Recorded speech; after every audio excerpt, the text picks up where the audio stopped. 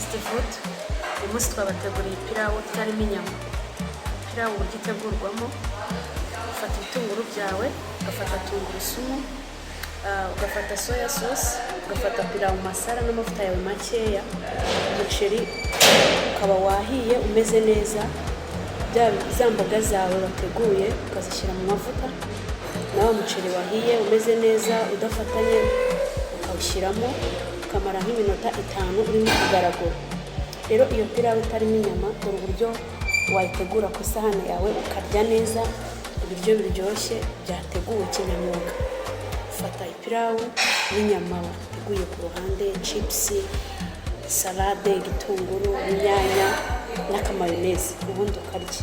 Aho ni muri Hashim fast food babafasha kubibategurira, ariko nawe uyu munsi urebe iyi video uze kubitegura mu rugo uvuga